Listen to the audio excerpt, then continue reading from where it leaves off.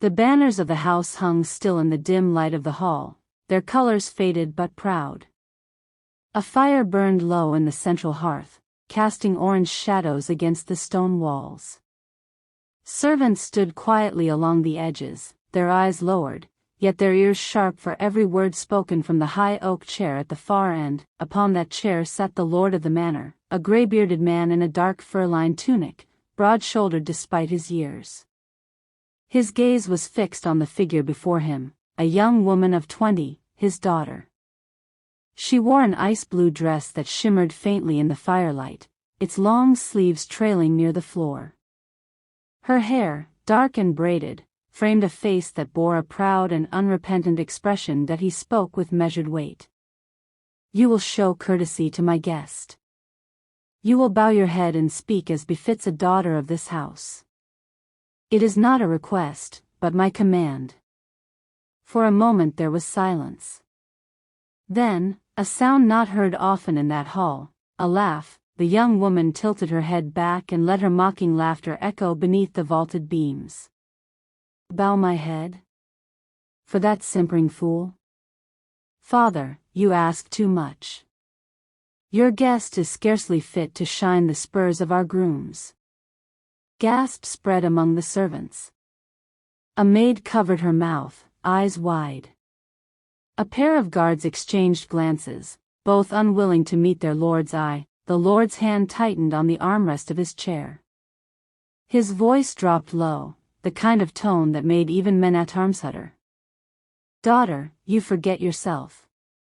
But she only lifted her chin higher, the folds of her ice-blue gown pooling about her feet. "I forget nothing. I remember well enough that I am no servant to be ordered about. I will not bow, nor will I flatter your chosen guest. If that displeases you, so be it." The hall grew very still. The lord rose slowly to his feet. Though age had bent his back slightly, his presence filled the chamber with a cold authority. His gray eyes burned as they fixed upon her. "Insolence has no place in my hall. Not from a servant. Not from a soldier. And not from my own blood." Her lips curved in a faint smirk, as though daring him. The smirk vanished when he spoke again. "Bring me the strap." A murmur ran through the servants. One hurried away, only to return moments later with a broad strip of leather, worn but strong. The lord took it into his own hand, the weight of it heavy with memory. The young woman's proud face faltered. "Father, you mocked my command before my household," he said sternly. "You will learn that respect is not a choice but a duty." Two guards stepped forward. They did not seize her roughly, but their hands guided her firmly to the center of the hall, where a stout bench stood near the hearth. She resisted at first, then, seeing her father's unyielding gaze, she let herself be led. Her ice-blue dress swept the rush-strewn floor as she bent over the bench, her braid falling forward across her shoulder. The servants held their breath, some turned away, unable to watch. The lord raised the strap. 3 strokes. Let this hall bear witness. The leather whistled through the air, then cracked sharply against her back. She gasped, the sound half-choked, her proud shoulders stiffening. The second blow fell harder, echoing off the stone walls. A cry escaped her lips, her fingers tightening against the bench. The third and final stroke landed with a resounding smack. Her head bowed, braids swinging forward, her voice breaking in a pained cry that silenced every whisper in the hall. When it was done, the lord lowered the strap. He breathed heavily, not from weariness, but from the weight of sorrow behind his anger. "Rise," he commanded, slowly. She straightened, her cheeks flushed crimson, her eyes shining with unshed tears.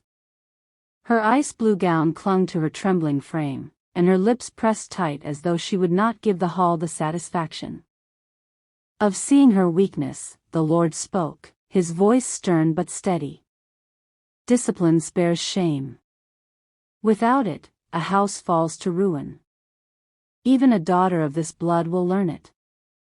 She met his gaze, her eyes burning not with submission, but with wounded pride. No words came to her. Instead, she turned sharply, gathering her dress in her hands, and strode across the hall. The servants parted silently as she passed, their eyes following her retreat. The great wooden doors creaked open, then slammed shut behind her. In the silence that followed, the Lord set the strap upon the bench. He stood still for a long time, staring at the fire, before finally returning to his oak chair. The household, subdued, returned to their duties.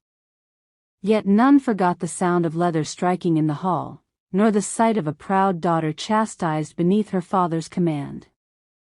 And as for the young woman, her pride had not broken, only bent beneath the weight of the lesson.